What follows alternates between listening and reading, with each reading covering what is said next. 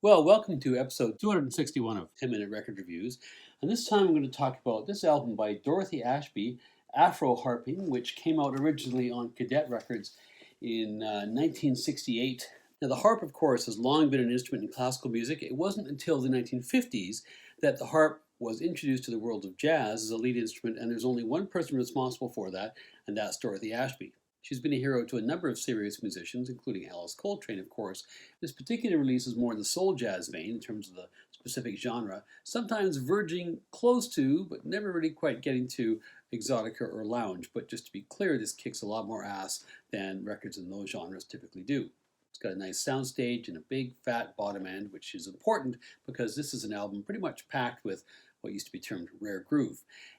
She has a lot of great records in her catalog. I won't necessarily say it's her best. There are other candidates for that, I think, but it's certainly right up there. It's probably her most celebrated release.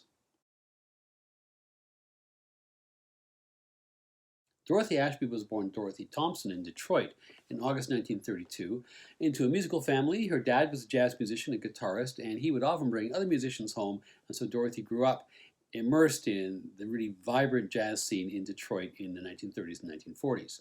She showed a lot of musical ability as a kid, and she ended up attending Cass Technical High School, a specialized or magnet school in Detroit, which allows kids to basically excel in a variety of subjects, whether it's architecture or art or so on, to find kindred spirits and to receive high quality education. It's legendary in the music world because of some of its products, and those include people like Kenny Burrell, Donald Byrd, Wardell Gray, Curtis Fuller, Ron Carter, and Diana Ross.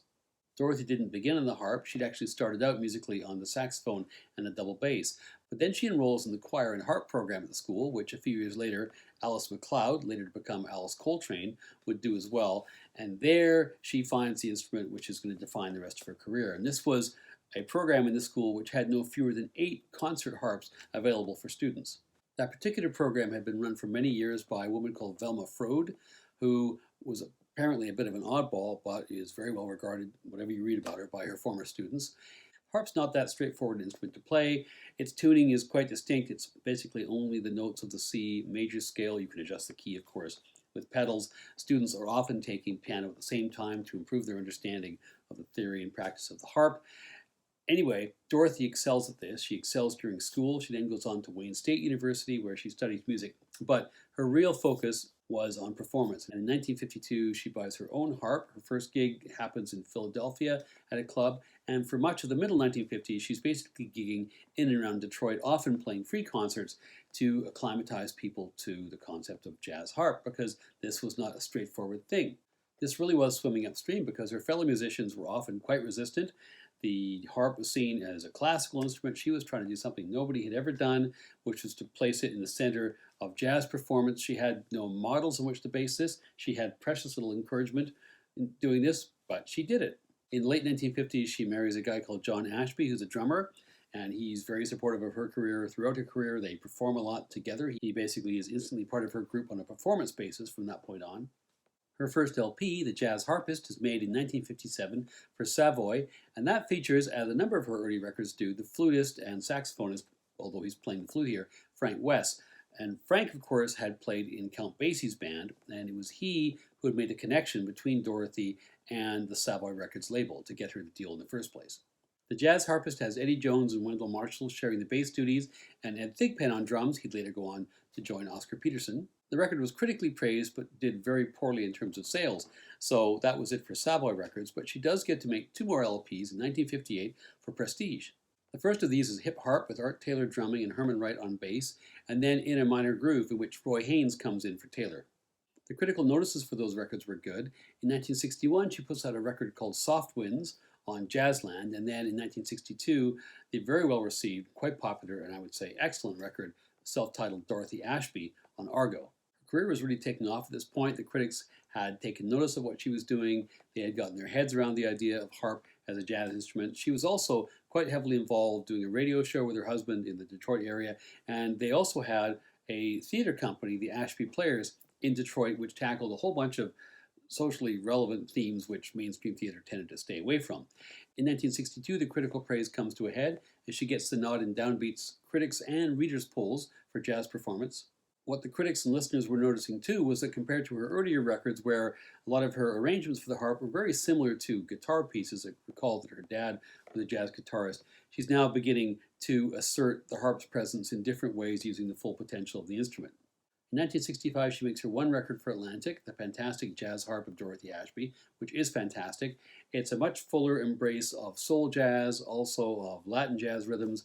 It's got the amazing Richard Davis on bass and the equally amazing Willie Bobo on percussion. After that, she and her husband focus on touring and performing, and that lasts from about 1965 until 1968, when they settle in LA, and the focus then is going to be more on making records, not just her own records, but also on performing as a session player.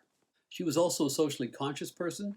She felt that the label she'd worked with previously had somewhat constrained that, so she signed with Cadet via Richard Evans.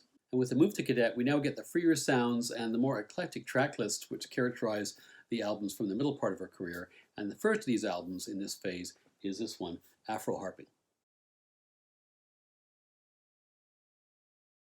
This record is recorded at Termar Studios in Chicago in February 1968, and the producer is Richard Evans.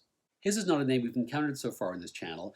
He was born in Alabama. He was briefly part of Sun Ra's whole musical world, the orchestra in the later 1950s, but mostly he's known for his involvement with Cadet Records in the late 60s and early 70s. He's a producer, he's a composer, he's an arranger. He's also a session guy, a bassist. In addition to the work he did with Dorothy Ashby, he also did quite a few records with Ramsey Lewis. He also had a long-running project with Cadet called The Soulful Strings, and Dorothy Ashby plays on one of their records, their Christmas record, I think, actually. Other than Dorothy Ashby, it's a bit hard to determine who else is playing on this record. Phil Upchurch, the guitarist, is the co-writer of the title track, so I think it's a reasonably safe assumption that where you do hear guitar in the record, that's him.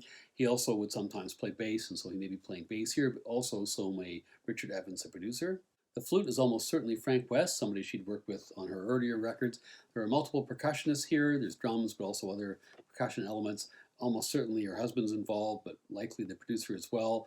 There are strings on here and there, and one can assume that whoever Evans brought in as a session people in the Soulful Strings probably had a part to play. There's also some kind of electronic keyboard, maybe some sort of proto-synthesizer, and it's not clear who's playing that or in fact what kind of instrument it is, but you definitely hear it here and there. Side 1 begins with Soul Vibrations, which is written by Richard Evans. This is what I'm talking about when I say that this music is much edgier and groovier than anything in the lounge or exotica lane typically would be. It's got a righteous deep groove. Next are two songs by Ashby, Games, which by contrast is a pretty loungy sounding track, and then Action Line, which is a very, very funky blues and one I find myself returning to regularly. Lonely Girl offers more funk and a bit of a bossa nova beat buried in there, and probably the best solo that Ashby offers in the whole record. The last song on side 1, Life Has Its Trials, is also by Ashby. This has a kind of upbeat, almost adult contemporary 1960s feel to it. If it had lyrics, you could imagine Tom Jones or Petula Clark singing along. Side 2 starts with a real classic, which is a title track co-written by Dorothy Ashby and Phil Upchurch. This is a sweet tune, some prime jazz funk would not be out of place in some of the better offerings on CTI and Kudu in the coming years. It's a rare groove classic, and it's followed by another one, which is a cover of Freddie Hubbard's track, Sunflower. This had come out on Hubbard's record Backlash a year or so before, but this is a much groovier version. The fat beats continue with the theme from the Valley of the Dolls, which is not unlike the kind of stuff that Tom Jobim was putting out in the later part of the 1960s, only with a much, much better beat. The second last track has Come Live With Me, which is chiefly memorable for a righteous bass line. And given that Evans is a producer and probably also playing bass, a lot of this, I'm almost certain this is him playing bass, so high is it in the mix. And at the back end of the record, we get The Look of Love, that Bacharach and David classic, which has probably never had a funkier workout than it gets here. This record is most enjoyable if you relax any expectations you have about things needing to be jazz with a capital J. The groove is the thing almost all the way through, and it exists somewhere in the territory between soul jazz and exotica. The best place to start with Ashby may be hip harp or the fantastic jazz harp of Dorothy Ashby, but this has a much richer, funkier vibe, which is why it was so sought after in the rare groove era. Curiosity alone should spur you to investigate this, and I don't think you'll be disappointed. It may occasionally veer close to the lounge line, but it never seriously crosses over. For me, this record is 4 out of 5 stars.